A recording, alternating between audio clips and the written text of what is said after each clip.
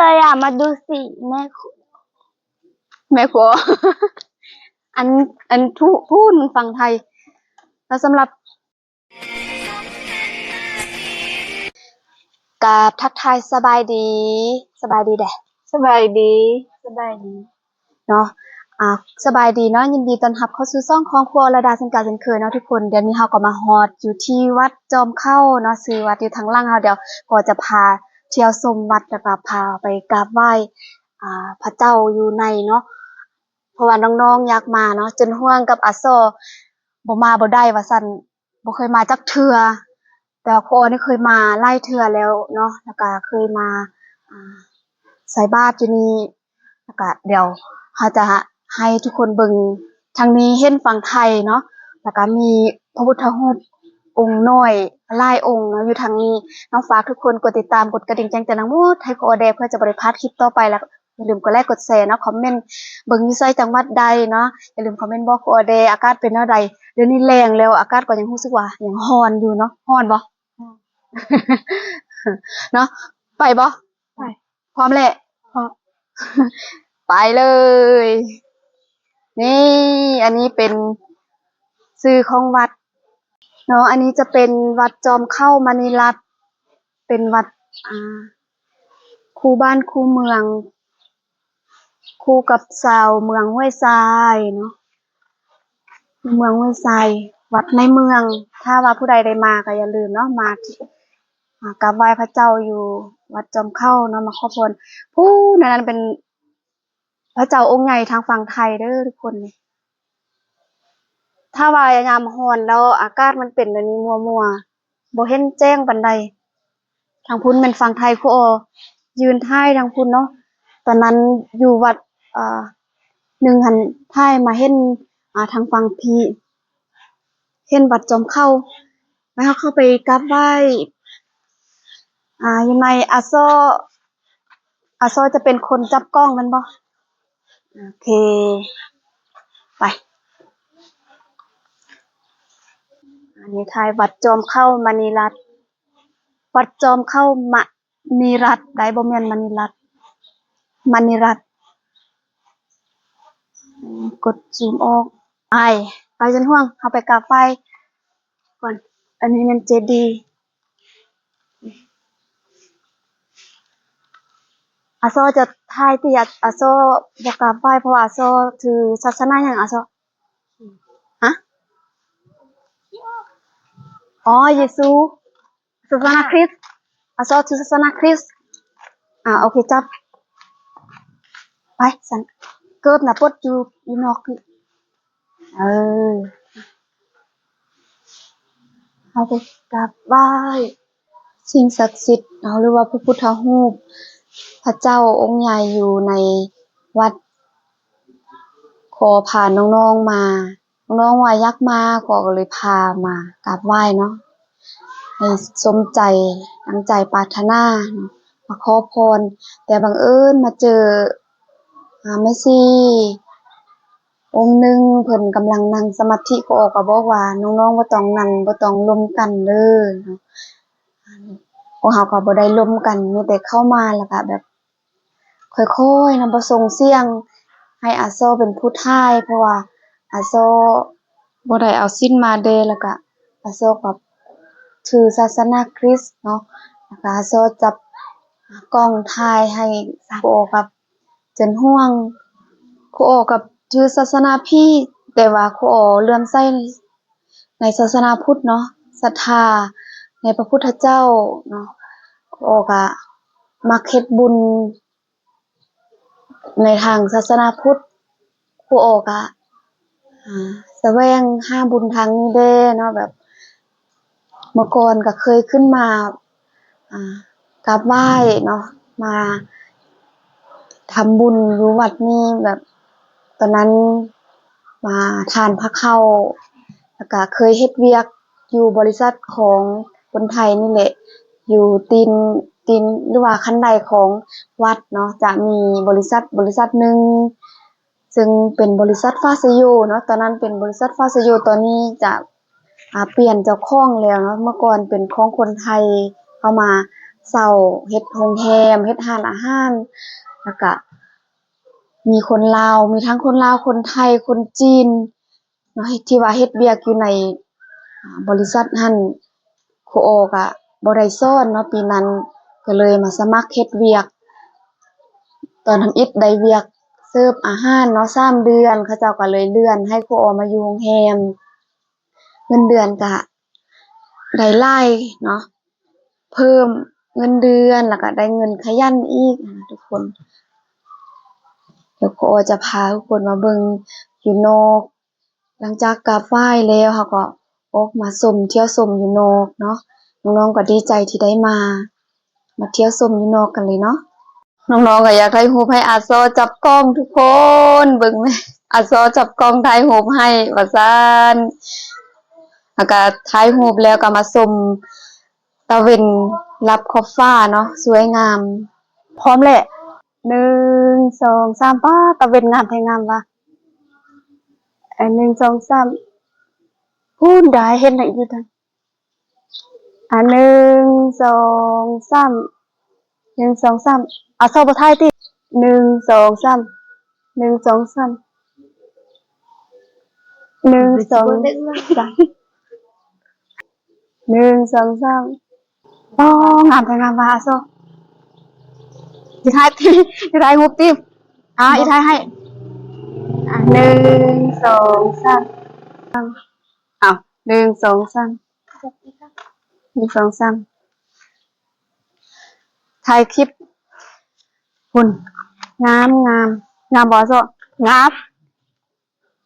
ถ่ายลงไปฮอดพุ่นแล้วก็แล่นขึ้นมา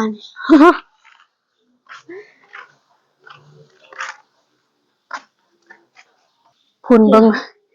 พุ่นฝนเขียนอันคันไดอันนี้น่ะ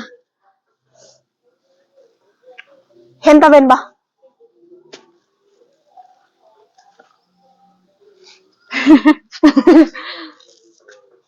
เห็นบ่อันคันไดงามถ้าว่าอันวิวงาม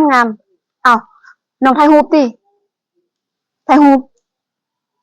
อ๋อถ่ายวิดีโอบ่ถ่ายรูปติเนาะทุกคนอันนี้แม่นคันไดลงเมื่อก่อนเนาะจะเป็น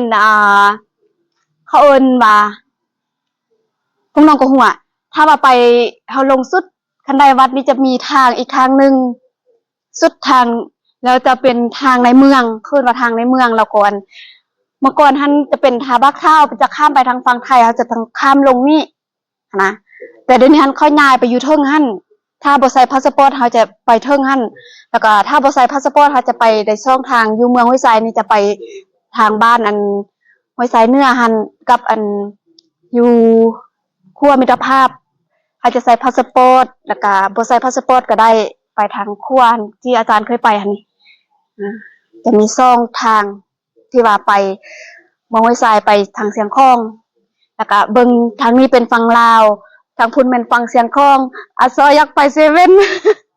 ไปไทยไปเซเว่นอยากไปไทยอยากไปเซเว่นพุ่นไทยพุ่นไทยฝั่งไทยพุ่นอยากไปไทยอยากไปเซเว่นคือว่าอยากไปแท้อยากไปว่าฝั่งไทยนี่สวยกว่าโอ้ฝั่งไทยสวยไปเบิ่งฮอบๆวัดค่ะนั่นไปพุ่นยังบ่ได้พาพวกน้องไปเบิ่งฮอบๆวัด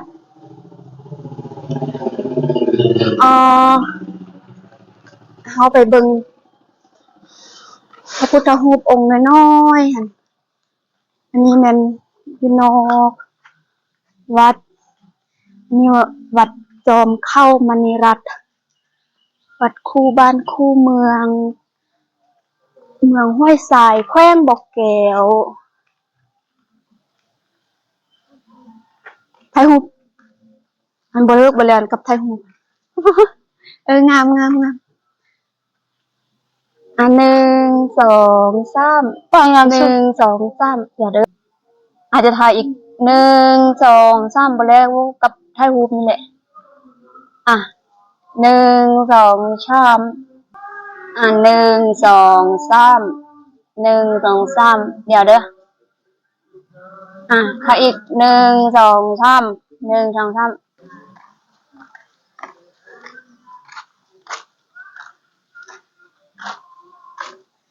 อันนี้พุทธรูปองค์น้อยๆเขาพดเกิบอยู่นี่บอก อะเซาะเป็นหยังอะเซาะพวกน้องเคยเห็นบ่ ก็ จินห่วงเคยเห็นบ่เฮ้ยจินห่วงบ่ต้องขึ้น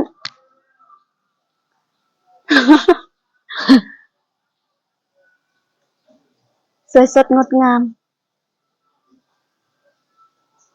ลวดไม้ลายมือถ่ายรูปอ่ะถ่ายและติ1 2 3บ่ถ่ายก็ออกจินห่วงอะเซาะ1 2 3 1 2 3เป็นอะไรงามบ่งามน้องกดวิดีโอติงามบ่งาม งามถามผู้ชมเนาะว่างามบ่เนาะถ้างามอย่าลืมคอมเมนต์บอกเด้ออันนี้อยู่ฝั่งลาวพูนฝั่งไทยเอาซ้อลองซูมฝั่งไทยเบิ่งเห็นน่ะซูมเห็นบ่ โอ้มืดตึ๊บมันแบบมีเมฆมีหมอกเนาะพูนมันฝั่งไทยเด้อ อุ้ย บ่เห็นแจ้งเนาะ เมื่อกี้อาศัยกันนี่นะตาสองว่า เป็นอะไร เฮ็ดอันนี้เฮ็ด อยากไปเที่ยวไทยอ่ะ อยากไปเที่ยวไทยอีกแล้ว หมดมือวันนี้แล้วอยากไปเที่ยวไทยอยากเปลี่ยนเที่ยวไทยอยู่นั่นแหละว่างามแท้งามว่ะเบิ่งอาจารย์สิ สวยมากเลยนะที่นี่อ่ะ สวย สวยงาม อันนี้เป็นหลายปีหลายร้อยปีติบ่บัดแล้วก็อันบนเขาสร้างนี้เขาก็บ่ฮู้ว่าจักปี ไปมันต้องหุ่นนั่นเขาเวียนหัว ไปมาสมใจแล้วเนาะ ด้วย แล้วก็ยืนอยู่นี่กับอันยืนอยู่บนเมื่อกี้ท่านอยู่ค่ายทหารท่านเห็นฟังไทยก็ดีใจแล้วเนาะ ด้วยดีใจแล้วที่บ่ได้ไปแกะยาเฮาได้เพลงฟักไทยกันดีใจ อ๋อถ้าได้ไปดูสัน ดีใจแห้ง โอ้อันนี้งามเลยถ่ายรูป1 2 3 1 2 3กินห้องไทยบ่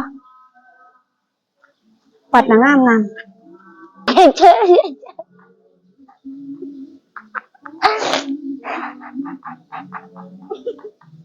อันนี้คือเบอร์สัน 1 2 3 1 2 3 1 2 3เนาะสำหรับคลิปอยู่วัดจอมเข้าเฮาก็จะมีแต่ประมาณนี้เนาะฝากทุกคนกดติดตามเป็นกำลังใจให้ครูออเดย์ฝากกดไลค์กดแชร์ฉันห่วงฝากกดติดตามเป็นกำลังใจให้ครูออเดย์เนาะฝากกดไลค์กดแชร์ เลยอ่ะมาดูสิแม่คุณ แม่ครัว อันพูดฝั่งไทยจะเป็นงาม โอเคเนาะฝาก กดไลค์ กดติดตามกดกระดิ่งแจ้งเตือนทั้งหมดให้โกเดเพื่อจะบ่ได้พลาดคลิปต่อไปอย่าลืมกดไลค์กดแชร์เบิ่งนิสัยจังหวัดใดอย่าลืมคอมเมนต์บอกด้วยเนาะฝากทุกคนเบิ่งโฆษณาให้จบเนาะโอเคสำหรับคลิปนี้เราจะต้องกล่าวคำว่าสบายดีพบกันคลิปหน้าบ๊ายบาย